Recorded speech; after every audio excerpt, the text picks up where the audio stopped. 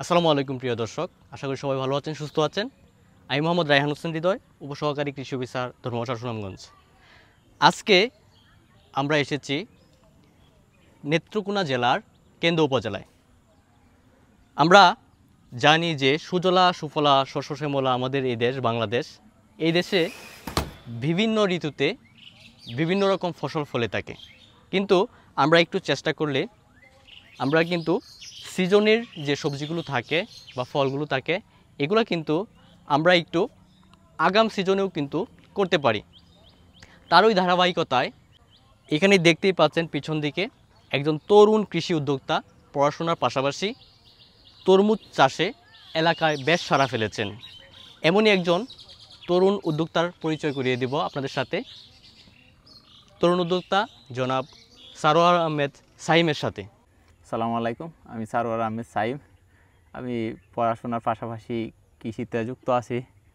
হ্যাঁ, আপনারা হয়তো আমাকে অনেক ভিডিওতে দেখছেন, অনেক টিভি চ্যানেলও দেখায়। হ্যাঁ, আমি আপনার এই বর্ষাকালীন তরমুজ চাষ করছি, যার কারণে দেশে অনেক আলোড়ন সৃষ্টি করছি এই চাষ করে। এতে আমি অনেক লাভবান। আচ্ছা, আপনি যে এখানে দেখতে পাচ্ছি যে মালচিং পেপার পাশাপাশি আপনি যে এখানে কি কি যত্ন করেছেন আগাছা দমনের জন্য, পোকা দমনের জন্য, বা কি কি যত্ন আপনি এই তরমুজ জমিতে করেছেন সেগুলো একটু দর্শকদের উদ্দেশ্যে যদি বলতেন। জি, আমি যদি শুরু থেকে বলি তাহলে প্রথম আপনার জমি প্রস্তুতের সময় আপনার জমির মাটি শোধন করতে হবে। প্রথম ধাপ হচ্ছে আপনার মাটি যদি আপনার মাটির গুণগত মান যদি ভালো না হয় তাহলে কিন্তু আপনার ফসল হবে না। হ্যাঁ, প্রথম হচ্ছে আপনার মাটি শোধন করতে হবে। মাটি শোধনের পরে আপনার এটা বেড সিস্টেম করতে হয়। দেখছেন, আপনারা দেখতেই পাচ্ছেন, এটা বেড সিস্টেম করতে হয় এবং পর্যাপ্ত পানি নিষ্কাশন ব্যবস্থা করতে হয়। জি, মাঝের যে ইয়াটা আছে, আমরা মূলত আপনার বেড তৈরি করি 4 ফিট, একটা বেড তৈরি করি 4 ফিট, এবং মাঝের যে পানি নিষ্কাশন ব্যবস্থা ওইটা হচ্ছে আপনার 3 ফিট। জি, আর আপনারা দেখতে পাচ্ছেন মোটামুটি যা প্রজেক্ট আছে সবটাই আমার আধুনিক এতে করা। আধুনিক যে আপনি দেখতে পাচ্ছি যে মালচিং পেপার বিছিয়েছেন, এতে আগাছা দমনের জন্য কি সুবিধা জি, পেয়েছেন? আগাছা বলতে একটা লেবার ধরেন আপনার 500 কি 600 টাকা প্রতিদিন।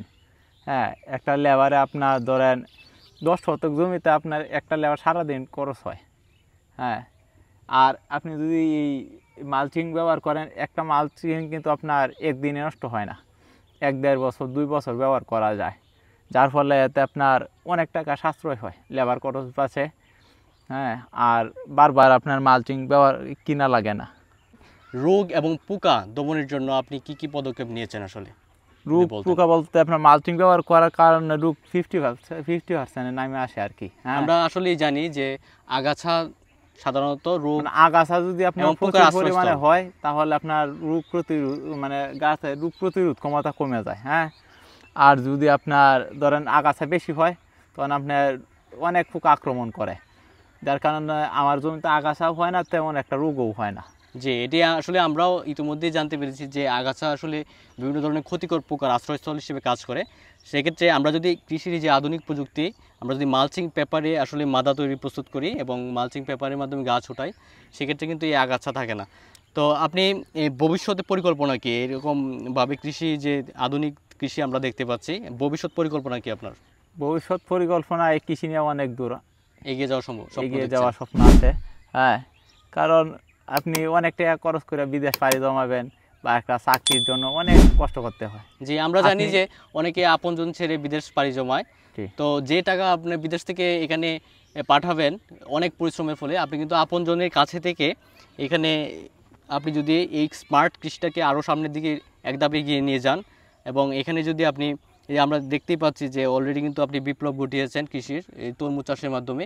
পাশাপাশি দেখতে পাচ্ছি ওই পাশে শসা এবং চাল কুমড়া, বেগুন, লাউ, হ্যাঁ, এগুলো আপনারা কিন্তু দেখতে পাচ্ছি ইতিমধ্যে করেছেন। তো ভবিষ্যৎ পরিকল্পনা পড়াশোনার পাশাপাশি আপনি এগুলোর পাশাপাশি আরও কি কোনো কিছু করবেন কিনা? যে আমার এই কৃষি নিয়ে মানে একটা কিছু করার চিন্তা ভাবনা আর কি এখন। হ্যাঁ, চাকরি করার ইচ্ছা নাই, কৃষিতে দিয়ে একটা কিছু করা যায়, অনেক লাভবান। প্রিয় দর্শক, আমার সামনে পিছনে চারপাশে দেখতে পাচ্ছেন বাহারি রঙের বিভিন্ন ভ্যারাইটির তরমুজ। এই যে আমার সামনে দেখতে পাচ্ছেন সূর্য ডিম, এই তরমুজটি উপরে দেখতে হলুদ হলেও ভিতরে কিন্তু লাল, এবং কিং সুগার তরমুজ উপরে সবুজ হলেও ভিতরে কিন্তু টকটকে লাল। তারপর রবি এবং বাংলালিং তরমুজ দেখতে পাচ্ছেন, এবং রবি জাতের যে তরমুজ এর স্পেশাল বৈশিষ্ট্য হচ্ছে উপরের দিকে ডোরা ডোরা থাকলেও ভিতরে কিন্তু হলদেটে। তিনি কিন্তু এই আধুনিক প্রযুক্তিতে এই তরমুজ চাষাবাদ করেছেন। দেখতে পাচ্ছেন এখানে মালচিং পেপার বিছানো আছে, মাঝে ড্রেন করা আছে, এবং পাশাপাশি দেখতে পাচ্ছেন এই পাশে ব্যাট করা আছে। এর অর্থ হচ্ছে এখানে বৃষ্টি পানি পড়লেও এখানে তরমুজে গোড়া পচন হবে না, এবং ড্রেনে সমস্ত পানি চলে আসবে। উনি কিন্তু উপসহকারী যে কৃষি কর্মকর্তা যারা আছেন ওনাদের সাথে কিন্তু সার্বক্ষণিক উনি পরামর্শ নিয়েছেন, যার ফলেই কিন্তু দেখতে পাচ্ছেন এই সফলতা। আপনারা অনেকেই যে কাজটি করেন আপনারা নিজে নিজে করে ফেলেন, তারপর একটি সময় মাঝামাঝি সময় দেখা যায় যে লসের সম্মুখীন হতে হয়। আমি আগে বলবো আপনারা আগে পুরোপুরি প্রশিক্ষণ নেবেন, তারপর শুরু করতে যাবেন, তাহলে ইনশাল্লাহ আপনারা হতাশ হবেন না। এবং এই যে অফ সিজনাল তরমুজ আপনারা দেখতে পাচ্ছেন যে আমরা তরমুজ সাধারণত প্রচণ্ড গরম যখন পড়ে তখন আমরা দেখতে পাই তরমুজ, কিন্তু বর্ষাকালীন সময়েও যে তরমুজ চাষ করা যায় এটি কিন্তু এই তরুণ কৃষি উদ্যোক্তা সারোয়ার আহমেদ সাইম কিন্তু করে দেখিয়ে দিয়েছেন। হৃদয়ে কৃষি ইউটিউব চ্যানেলটিকে সাবস্ক্রাইব করে রাখুন। আবার দেখা হচ্ছে নতুন কোনো ভিডিওতে।